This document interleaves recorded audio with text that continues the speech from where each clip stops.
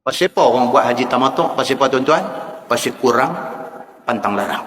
Kurang pantang larang. Kita terbang daripada Malaysia pergi ke Jeddah.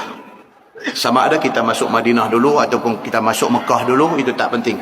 Yang pentingnya apabila kita masuk Mekah, kita buat umrah. Ini kalau buat haji tamattu'. Terbang sampai di sana, masuk Mekah. Atas kapal terbang ataupun kalau daripada Madinah di Bir Ali, kita niat nawaitul umrah. Kita niat kata aku mengajarkan umrah dan berihram dengannya kerana Allah Ta'ala. Masuk Mekah, bila sampai di Mekah kita tawaf, lepas tawaf kita sa'i. Tawaf dan sa'i itu adalah tawaf dan sa'i umrah. Lepas sa'i, potong rambut. Kita tahallul. Bermakna kita sudah buat satu umrah. Kita duduk di Mekah, tak buat apa. Melainkan ulang pergi semayang aja di masjid. Ulang pergi semayang di masjid. Tak mau buat apa dah. Pergi masjid, masuk baca Quran, niat iktikaf, ada masa tawaf sunat, macam tu aja kerja kita. Sehinggalah 8 hari bulan Zulhijjah. Haji nak start. Haji nak start, 8 hari bulan Zulhijjah, kita mandi, kita pakai pakaian ihram, kita niat ihram haji di hotel penginapan kita. Kita niat nawaitul hajj wa ahramtu bihi lillahi ta'ala. Aku niat haji dan berihram dengannya kerana Allah Ta'ala. Lepas tu baik nanti bawa kita pergi ke Arafah. Kita sampai di Arafah, belum masuk wukuf lagi. Duduk di sana, isikan masa dengan baca Quran, dengan berzikir, dengan berdoa dan sebagainya. Bila masuk keesokan harinya 9 hari bulan lepas Zuhur, start haji kita. Di situ start dia. Masuk saja 9 hari bulan, tunggu sampai Zuhur. Masuk aja waktu Zuhur, start dah haji kita, start dah. Inilah yang kita duk simpan duit, yang kita duk bercita-cita nak mai, yang kita nak buat haji ni dah start dah ni. Bang Zuhur aja kita dah masuk di dalam zon ibadat haji. Dah start dah.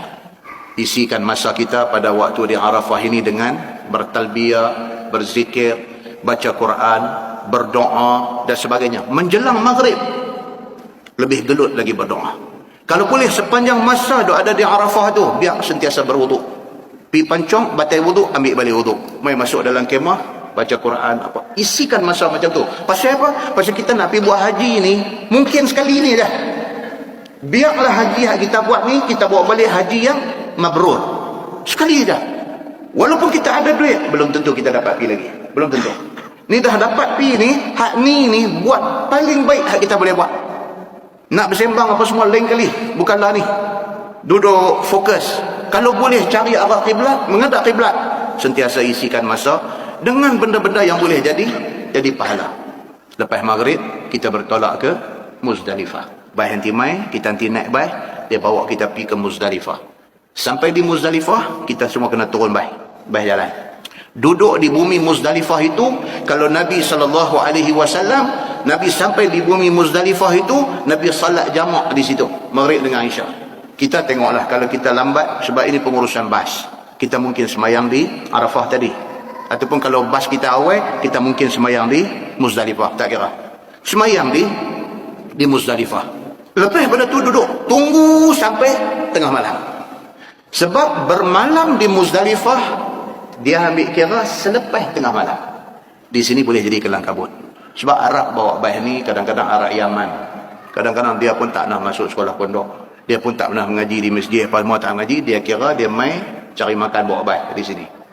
Belum tengah malam dia mai dah, tengok-tengok bas nombor maktab kita, dia kayau panggil kita naik bas. Belum tengah malam. Sedangkan bermalam di Muzdalifah mesti selepas tengah malam. Satu dah kita kena. Satu dah speed trap kita kena.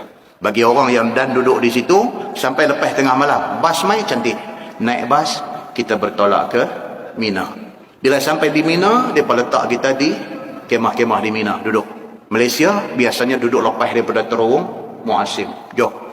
Kecuali jemaah haji Malaysia yang ambil package 100,000 punya. Boleh duduk sebelah tempat melontar.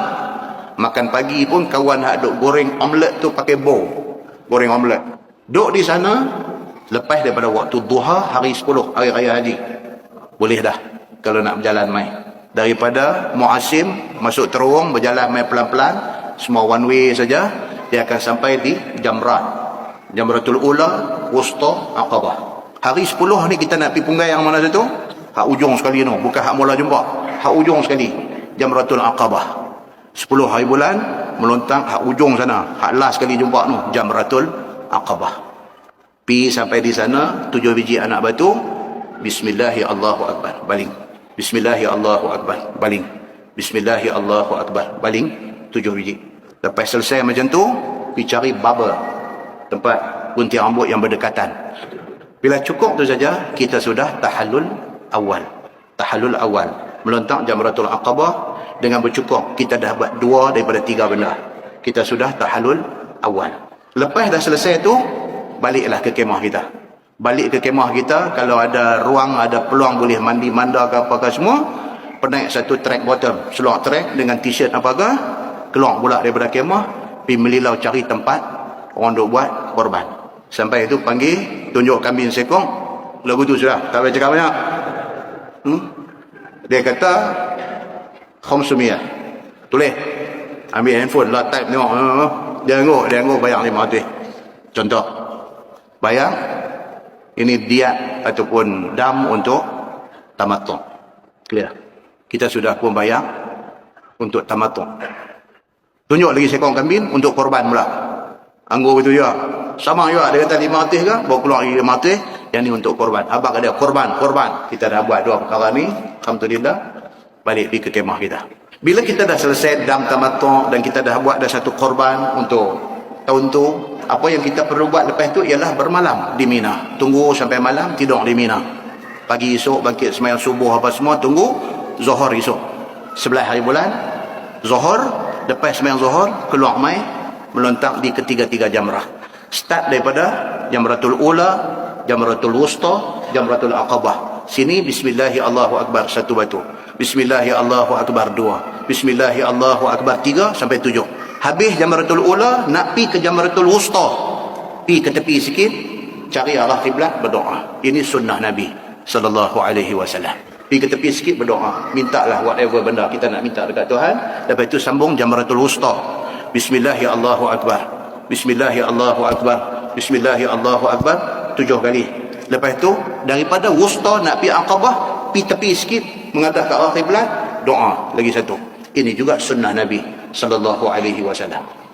Lepas itu terus pi ke Aqabah, Bismillahi Allahu Akbar, Bismillahi Allahu Akbar 7 kali juga.